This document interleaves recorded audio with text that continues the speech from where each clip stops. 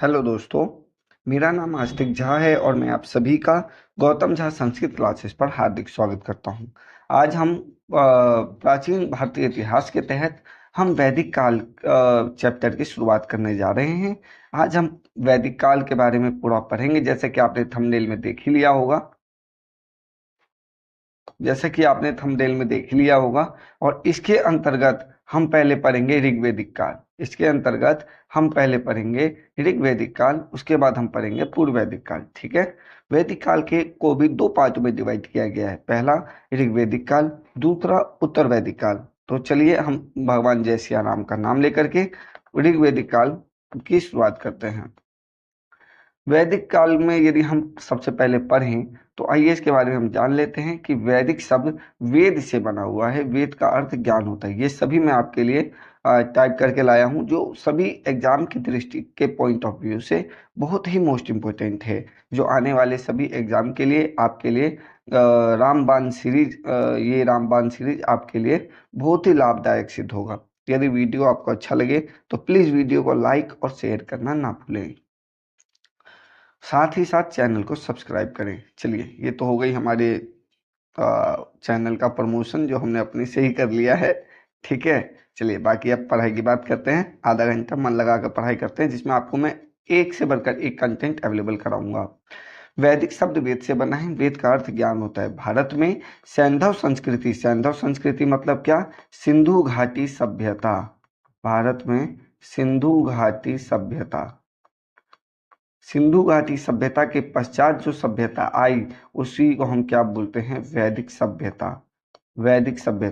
सिंधु घाटी सभ्यता के बाद जो निम्न सभ्यता का उदय हुआ उसी को वैदिक सभ्यता कहते हैं। वैदिक सभ्यता को भी दो पार्टों में बांटा गया। एक था ऋग्वेदिक सभ्यता और दूसरा है उत्तर वैदिक सभ्यता। ऋग्वेदिक सभ्यता में जो लेडीजों की, जो महिलाओं की स्थिति थी, बहुत ही अच्छी थी। लेकिन उत्तर वैदिक सभ्यता में महिलाओं की स्थिति ऋग्वेदिक सभ्यता में जितनी अच्छी थी, उतनी ही उत्तर वैदिक सभ्यता में जो नारियां थी, जो लेडीजें थी, जो महिलाएं थी, तीनों का मतलब एक ही है, उनकी स्थिति अत्यंत ही दयनीय बना दी गई। उन्हें बोझ माना जाने लगा। एक ग्रंथ में तो बच्चे का उदय, यदि वो लड़की है तो उसको अच्छा नहीं माना गया है। ठीक है, ये बोला गया है। उसके बारे में मैं आपको भी बताऊंगा। उसे वैदिक सभ्यता या आर्य सभ्यता, वैदिक सभ्यता को क्या बोलते हैं हम? आर्य सभ्यता भी बोलते हैं, क्योंकि इस समय आर्यों का उदय हो चुका था। तो वैदिक सभ्यता को हम और क्या बोल देते हैं? आर्य सभ्यता। आर्य शब्द भाषा सूचक है, जिसका अर्थ है श्रेष्ठ या कुलीन। ये भी पूछा जा सकता है कि आर्य शब्द कहाँ से लिया गया है। आर्य शब्द का मतलब है श्रेष्ठ या कुलीन। क्लासिकल संस्कृति में आर्य शब्द का अर्थ है एक उत्तम व्यक्ति। तो आप ये बात याद नोट कर लेंगे कि आर्य शब्द का अर्थ क्या है? एक उत्तम व्यक्ति। आर्यों का इतिहास मुख्यतः वेदों से ज्ञात होता है। सामान्यतः वैदिक साहित्य की रचना का श्रेय आर्यों को ही दिया जाता है। तो आपसे ये क्वेश्चन पूछा जाए कि वैदिक साहित्य की रचना का श्रेय किसे दिया जाता है, तो आप क्या बोलेंगे? आर्य। आर्यों के मूल निवास स्थान को लेकर मतभेद है। प्रमुख इतिहासकारों ने इसके अलग अलग विचार व्यक्त किए हैं। आइए इसके बारे में चर्चा कर लेते हैं, किसने क्या मत दिया।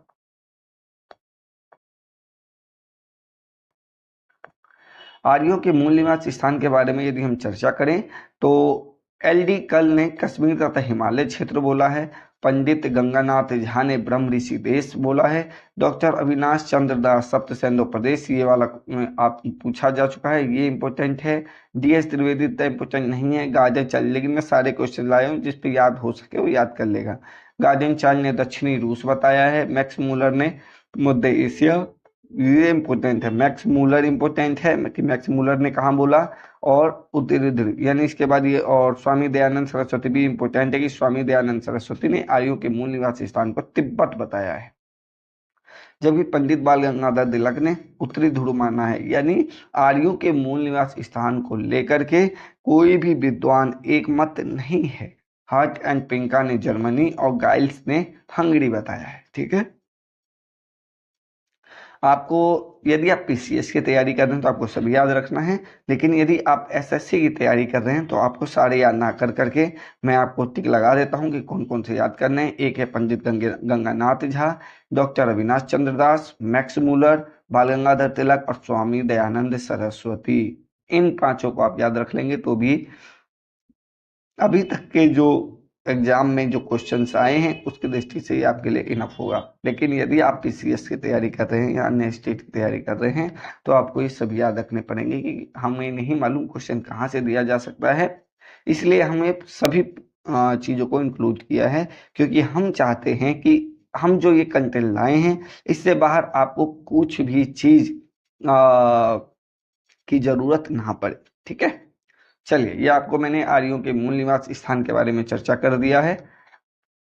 अब हम बात करते हैं वैदिक काल को दो भागों में विभाजित किया जाता है, जैसे कि मैंने बताया है। ऋग्वेदिक अर्थात पूर्व वैदिक काल जो 1500 ईसा पूर्व से 1000 ईसा पूर्व हुआ, और उत्तर 1000 ईसा पूर्व से 600 ईसा पूर्व हुआ। ऋग्वेदिक काल का इतिहास पूर्णतः ऋग्वेद से ज्ञात होता है, और यही हमारा क्या है, सर्वप्रथम सबसे पहला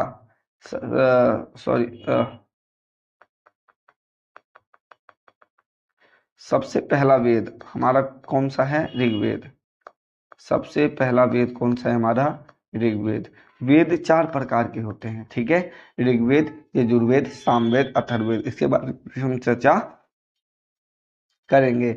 ऋग्वेद में लोहे का उल्लेख नहीं है। ऋग्वेद में किस धातु का उल्लेख नहीं है, लोहे का, लेकिन हाँ तांबे का उल्लेख पाया जाता है, क्योंकि तांबे का उल्लेख सिंधु घाटी सभ्यता में ही पाया गया था।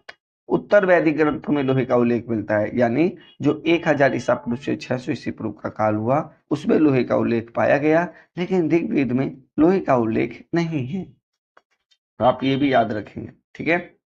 अब आते हैं कि ऋग्वेद के नदी सूक्त में 21 नदियों का वर्णन है। ये हम ऋग्वेद पढ़ रहे हैं, ऋग्वेद के अंतर्गत हम पढ़ रहे हैं, ठीक है। ऋग्वेद हमारा क्या है, सबसे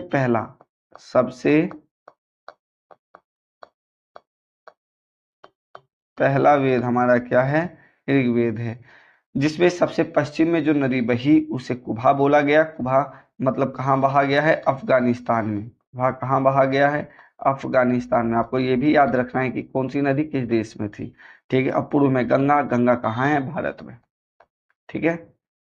तो आपको ये याद रखना है। ऋग्वेद में अफगानिस्तान की 4 नदियां, ऋग्वेद में अफगानिस्तान की 4 नदियां क्रुमु, कुभा, गोमती और सुवास्तु का उल्लेख मिलता है। ऋग्वेद में सप्तसैंधव प्रदेश की 7 नदियों का उल्लेख मिलता है। ये नदियां हैं सरस्वती, विपाशा, विपाशा मतलब व्यास, परुष्णी आधुनिक नाम रावी, वितस्ता, सिंधु, सिंधु आप समझ ही गए होंगे, वितस्ता मतलब चेनाब, शतुद्री मतलब सतलज, सॉरी अस्किनी मने चेनाब होता है, अस्किनी मने क्या होता है, चेनाब, ठीक है। ऋग्वेद में आपको ये पूछा जा सकता है कि ऋग्वेद में सबसे बार किस नदी का उल्लेख है, तो आप क्या बोलेंगे, यमुना नदी नहीं बोल करके आप बोलेंगे सिंधु नदी, लेकिन सबसे पवित्र नदी सरस्वती थी। तो ऋग्वेद में जो ऋग्वेद में ऋग्वेद में सर्वाधिक उल्लेखित नदी, ऋग्वेद में सर्वाधिक उल्लेखित नदी कौन सी है, वो है हमारी सिंधु।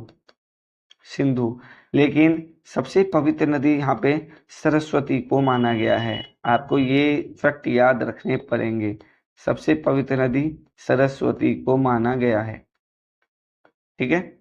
कंटेंट अच्छा लगे तो मैं आप सभी से विनम्र अनुरोध करता हूँ कि वीडियो को लाइक और चैनल को सब्सक्राइब जरूर करें, ठीक है। यमुना नदी का उल्लेख 3 बार किया गया है ऋग्वेद में, गंगा नदी का उल्लेख 1 बार हुआ है। डिटेल में जैसे मैंने क्या बोला कि ये जो कंटेंट लाया हूँ ये मैं पीसीएस और यूपीएससी लेवल तक के लिए लाया हूँ, कि ये सभी की एग्जाम के पॉइंट ऑफ व्यू से सभी इम्पोर्टेंट है, ठीक है। इसमें कश्मीर की भी एक नदी जिसका नाम मरुद्वृदा है का उल्लेख मिलता है, किसमें, ऋग्वेद में। ऋग्वेद में सिंधु नदी का सर्वाधिक बार उल्लेख हुआ, जबकि ऋग्वेदिक आर्यों की सबसे पवित्र नदी सरस्वती थी, जिसे क्या कहा जाता था, माते तमा यानी माँ की माँ, देवी तमा मतलब देवी की माँ, एवं नदी तमा मतलब नदियों की माँ, ठीक है। कहा गया है। सिंधु नदी के उसके आर्थिक महत्व के कारण हिरण्यनी कहा गया। यानी आपसे क्वेश्चन पूछा जा सकता है कि किस नदी को हिरण्यनी कहा जाता है, तो सिंधु नदी को हिरण्यनी भी कहा जाता है। सिंधु नदी को हिरण्यनी भी कहा जाता है। तथा इसके गिरने की जगह परावत बोला गया है अरब सागर को। परावत किसे बोला गया? अरब सागर को, जो गुजरात के किनारे स्थित है उसी को क्या बोला गया? अरब सागर। ठीक है, आपको ये सब चीजें याद रखनी पड़ेंगी। देखिए सब एक से एक मैं फैक्ट के चीजें लाया हूँ। गंगा यमुना के दोआब एवं उसके समीपवर्ती क्षेत्रों को आर्यों ने ब्रह्म ऋषिकेश कहा। जो पंडित गंगानाथ झा ने जो बोला है कि गंगानाथ झा ने जो बोला है कि आर्यों का मूल निवास स्थान ब्रह्म ऋषि देश है, तो वो ब्रह्म ऋषि देश कहाँ है? जो गंगा यमुना के दोआब वाले जो क्षेत्र थे, उसके आसपास वाले जो क्षेत्र थे, उसी को ब्रह्म ऋषि देश कहा गया। आर्यों ने हिमालय और विंध्याचल पर्वतों के बीच का नाम मध्य देश रखा। कालांतर में आर्यों ने संपूर्ण भारत में अपना विस्तार कर लिया, जिसे आर्यवर्त कहा जाता है। यानी उत्तर भारत को किस नाम से संज्ञा दी? उत्तर भारत को आर्यवर्त भी कहा गया है। उत्तर भारत को आर्यवर्त भी कहा गया है, क्योंकि प्राचीन काल में जो प्रारंभिक दृष्टि से देखा जाए तो संपूर्ण उत्तर भारत पर आर्यों ने अपना अधिकार कर लिया था, जिस कारण उसे आर्यवर्त कहा गया। आर्यों की भूमि का मतलब ही आर्यवर्त होता है। 1400 ईसा पूर्व के बोगजखई के अभिलेख में जो एशिया माइनर में पाया गया ईरान से में ऋग्वेदिक काल के 4 देवताओं का उल्लेख मिलता है। पहला इंद्र, दूसरा वरुण, तीसरा मित्र, चौथा नास्तेय। यानी ये कहा, ये इंपॉर्टेंट क्वेश्चन है, बहुत बार पूछा, ये एसएससी का फेवरेट क्वेश्चन है। 1400 ईसा पूर्व में एक बोगजखई अभिलेख पाया गया। क्या पाया गया? बोगजखई अभिलेख, जो कि ईरान से संबंधित है। बोगजखई अभिलेख किससे संबंधित है? ईरान से। कहाँ पाया गया? आप इसे एशिया माइनर बोल सकते हैं, एशिया माइनर। यहाँ से 4 देवताओं का उल्लेख है, 4 ऋग्वेदिक देवताओं का उल्लेख है। कौन कौन से? आप इनका क्रम याद रखेंगे, इंद्र, वरुण, क्रम याद रखेंगे, क्रम से भी क्वेश्चन पूछा जा सकता है, मित्र और नास्तेय। ठीक है, आपको ये क्रम भी याद रखना है। तो ये वाला जो लाइन है यहाँ से लेकर के यहाँ तक, ये इंपॉर्टेंट लाइन है, आप ये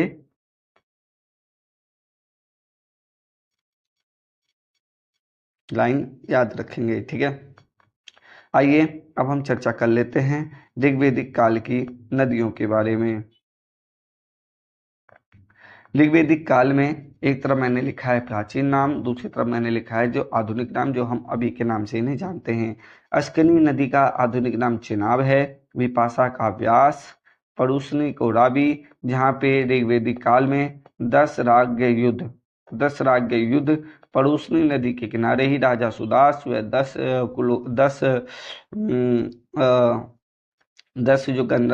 जो कुल थे उनके बीच लड़ा गया था। ठीक है, जिसमें राजा सुदास की विजय हुई थी, और उन्हीं के गुरु थे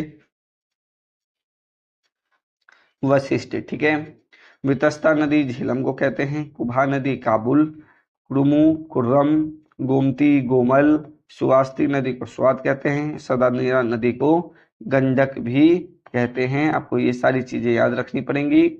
और सुतुद्री मतलब सतलज, और द्रसदती मतलब घग्गर नदी। ठीक है, तो आपसे एक क्वेश्चन ऐसे पूछा जा सकता है, स्वास्ती मतलब स्वात, सदानीरा मतलब गंडक, गोमती मतलब जो आधुनिक नाम में इसे हम गोमल बुलाते हैं, कुभा कुरमा इतना इंपॉर्टेंट नहीं है।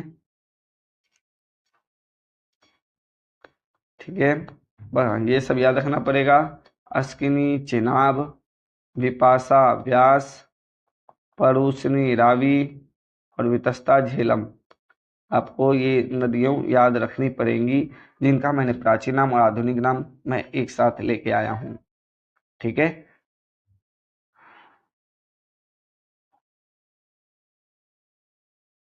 ठीक है, आप ये देख लेंगे। ठीक है, स्क्रीनशॉट ले लीजिए, जिससे कि आपको अच्छे से याद करने में कोई कठिनाई महसूस ना हो।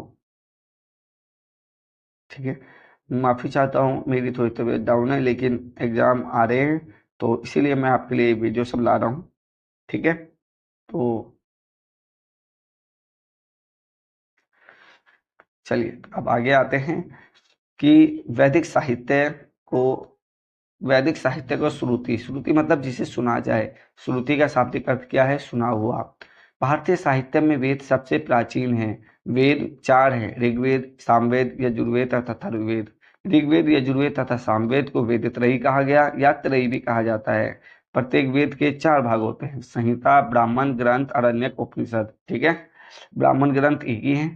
तो आपसे ये पूछा जाए कि प्रत्येक वेद के कितने भाग होते हैं, तो चार भाग होते हैं: संहिता, ब्राह्मण ग्रंथ, आरण्यक और उपनिषद। ऋग्वेद में कुल 10 मंडल, 1028 सूक्त और 10,552 ऋचाएं हैं।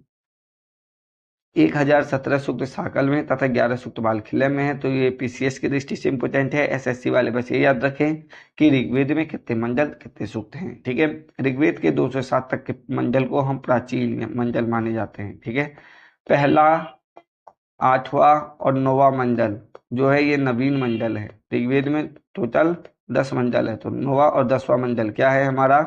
नवीन है, नवीन है। ठीक है,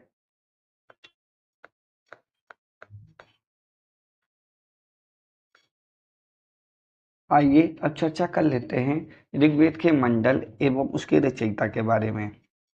इसमें जो इम्पोर्टेंट है वो मैं आपको बता देता हूँ। एक ऋग्वेद का तीसरा मंडल इम्पोर्टेंट है जिसके रचयिता विश्वामित्र हैं। ये इम्पोर्टेंट है क्यों? इसमें गायत्री मंत्र का उल्लेख है। ऋग्वेद के तीसरे मंडल में गायत्री मंत्र का उल्लेख है। ठीक है, जो सूर्य देवता सावित्र को समर्पित है, जो सूर्य देवता सावित्र को समर्पित है, सावित्र को समर्पित है। ठीक है, इसके लिए इंपॉर्टेंट है। चतुर्थ मंडल वामदेव को, पंचम मंडल अत्रि को, षष्ठम मंडल भारद्वाज को। यहाँ पे भारद्वाज इंपॉर्टेंट है। सप्तम मंडल वशिष्ठ को समर्पित है, आपको ये ध्यान रखना है। और नवम मंडल सोम देवता, क्योंकि नवम मंडल पूरी तरह से सोम को समर्पित है, क्योंकि इसमें जो सबसे ज्यादा सूक्त यानी जो सबसे ज्यादा मंत्र पाए गए वो सोम देवता को ही समर्पित है। ठीक है, दसम मंडल इंद्र को। इसमें आप ये याद रखेंगे कि दसम मंडल किससे उल्लेखित है, तो इंद्र से उल्लेखित है। अब जैसे ऋग्वेद के तीसरे मंडल में गायत्री मंत्र का उल्लेख है, इसके रचनाकार विश्वामित्र हैं। यह सविता अर्थात सूर्य देवता को समर्पित है। ऋग्वेद के 9वें मंडल के सभी 114 सूक्त, मैंने बोला कि ऋग्वेद का 9वां मंडल पूरी तरह से सोम देवता को समर्पित है। इस कारण क्योंकि इसके जो सभी सूक्त हैं, जो सभी सूक्त मतलब टोटल 114 सूक्त हैं, वो सभी सोम देवता को समर्पित है। प्रारंभ में हम 3 वर्णों का उल्लेख पाते हैं। कौन कौन से? पहला ब्राह्मण, दूसरा क्षत्रिय, तीसरा वैश्य। शूद्र शब्द का उल्लेख सर्वप्रथम ऋग्वेद के 10वें मंडल के पुरुष सूक्त में हुआ। तो शूद्र का उल्लेख ऋग्वेद के प्रारंभिक 9 मंडलों में कहीं भी नहीं हुआ है। उसमें केवल 3 वर्णों का उल्लेख मिलता है, ब्राह्मण, क्षत्रिय तथा वैश्य। लेकिन शूद्र शब्द का उल्लेख सर्वप्रथम ऋग्वेद के 10वें मंडल के पुरुष सूक्त में हुआ है। ऋग्वेद के मंत्रों का उच्चारण करके यज्ञ संपन्न कराने वाले पुरोहित को होत्र कहा जाता था। क्या कहा जाता था? होता या होत्र, ये भी कई जगह लिखा हुआ है होत्र। ठीक है, तो आपको ये भी ध्यान रखना है। ऋग्वेद के मंत्रों का उच्चारण होत्र कहा जाता था, यानी ऋग्वेद के पुरोहित कौन होते थे? होत्र, क्योंकि मंत्रों के उच्चारण करने वाले को ही क्या बोला जाता है? पुरोहित। ऐतरेय तथा कोशित की ऋग्वेद के 2 ब्राह्मण ग्रंथ हैं। तो ऋग्वेद के 2 ब्राह्मण कौन कौन कौन से हैं? ऐतरेय। तो जो पीसीएस की तैयारी कर रहे हैं वो इसकी डिटेल में आप पढ़ाई करेंगे, कोशित की। ठीक है, कि ऋग्वेद के जो 2 ब्राह्मण ग्रंथ हैं कौन कौन से हैं? ऐतरेय और कोशित की। पतंजलि के अनुसार ऋग्वेद की 21 शाखाएं, जो कि इंपोर्टेंट नहीं। ठीक है, आपको बस ये याद रखना है कि ऐतरेय तथा कोशित के ब्राह्मण ग्रंथ किस ग्रंथ से संबंधित है, तो आप ऐतरेय बोले, ऋग्वेद बोलेंगे। ऐतरेय ब्राह्मण में सुना सेप आख्यान का वर्णन मिलता है। ठीक है, आप बस ये याद रख लेना, सुना सेप आख्यान का वर्णन किस ब्राह्मण ग्रंथ में मिलता है, तो आप बोलेंगे ऐतरेय ब्राह्मण ग्रंथ में। अब आते हैं यजुर्वेद की तरफ। यजुर्वेद में स्त्रोत एवं कर्मकांड वर्णित है। यह वेद गद एवं पद दोनों में है। यजुर्वेद के कर्मकांडों को संपन्न कराने वाले पुरोहित को अर्धवर्यु कहा जाता था। क्योंकि अर्धवर्यु आप ऐसे याद कर सकते हैं क्योंकि यजुर्वेद गद और पद दोनों में लिखा गया, यानी आधा और आधा, आधा गद मतलब कहने के लिए, याद करने के लिए बोल रहा हूँ, अर्धवर्यु मतलब आधा, ठीक। तो गद और पद, गद में भी लिखा गया, पद में भी लिखा गया, ठीक है। लेकिन यजुर्वेद की जो दो शाखाएं हैं, जो पहली शाखा कृष्ण यजुर्वेद है, दूसरी शाखा शुक्ल यजुर्वेद है। कृष्ण यजुर्वेद पद में लिखा गया, कृष्ण यजुर्वेद, इसकी जो दो शाखाएं हैं, ठीक है, तो कृष्ण यजुर्वेद पद में लिखा गया है, जबकि शुक्ल यजुर्वेद गद में लिखा गया। कृष्ण यजुर्वेद पद और गद दोनों में है, जबकि शुक्ल यजुर्वेद केवल पद में है। आपको ये याद रखना है। यजुर्वेद का अंतिम भाग ईशोपनिषद है, ठीक है, यानी ईश्वर का उपनिषद। तो इसी को शॉर्ट फॉर्म में क्या बोला गया, ईशोपनिषद। तो ईशोपनिषद का संबंध किस ग्रंथ से है, तो यजुर्वेद से। ईशोपनिषद का किस ग्रंथ से संबंधित है, तो यजुर्वेद से, जिसका संबंध याज्ञिक मतलब यज्ञ अनुष्ठान से ना होकर के आध्यात्मिक चिंतन से है। आपको ये लाइन अच्छे से समझ में आ गई होगी। शुक्ल यजुर्वेद की जो मुख्य शाखा है वो कान्व तथा मध्यांगिन है। शुक्ल यजुर्वेद की संहिताओं को वासनेय भी कहा जाता है। ये भी एसएससी का इम्पोर्टेंट है। पहले तो ये इम्पोर्टेंट है कि शुक्ल यजुर्वेद किस में लिखा गया, तो शुक्ल यजुर्वेद केवल पद में रचित है, ठीक है। पद मतलब पद मतलब आप बोल सकते हैं कि कथा में, ठीक है, जो गाना गाते हैं ना, कविताएं, उसमें जो कविताओं के माध्यम से जो मंत्रों का उच्चारण किया जाता है उसी को हम पद बोलते हैं। क्योंकि वात्सल्य के पुत्र याज्ञवल्क्य इसके दृष्टा थे। कृष्ण यजुर्वेद की मुख्य शाखाएं तैतरेय, काठक, मैत्रायणी तथा कपिष्ठल है। शतपथ ब्राह्मण शुक्ल यजुर्वेद का ब्राह्मण ग्रंथ है। तो आपको ये याद रखना पड़ेगा, शतपथ ब्राह्मण ग्रंथ किससे संबंधित है, शुक्ल यजुर्वेद से संबंधित है। इसमें अब शतपथ ब्राह्मण ग्रंथ में किन किन चीजों का उल्लेख है, शतपथ ब्राह्मण में किन किन चीजों का उल्लेख है, शतपथ ब्राह्मण में, ठीक है, ये इंपॉर्टेंट है। शतपथ ब्राह्मण में पुनर्जन्म का सिद्धांत, शतपथ ब्राह्मण में पुनर्जन्म का सिद्धांत, जल प्लवन की कथा, जल प्लवन की कथा, उर्वशी पुरुरवा उर्वशी का आख्यान, यानी जो आपस में उनकी बातें हुई हैं उनकी कथाएं, और पुरुष मेघ का वर्णन है। तो शतपथ ब्राह्मण में टोटल 4 चीजों का उल्लेख है, पुनर्जन्म का सिद्धांत, जल प्लवन की कथा, पुरुरवा उर्वशी आख्यान तथा पुरुष मेघ का वर्णन है। ये आपको चारों याद रखने पड़ेंगे, क्योंकि अब जो पेपर बनता है वो डिटेल में जाके बनता है, ठीक है। अब आते हैं हम सामवेद, क्या आते हैं हम, अब आते हैं हम सामवेद का चर्चा कर लेते हैं, जो हमारे वेदों की श्रेणी में तीसरा वेद है। सामवेद में यज्ञों के साम का अर्थ है संगीत अथवा गान होता है।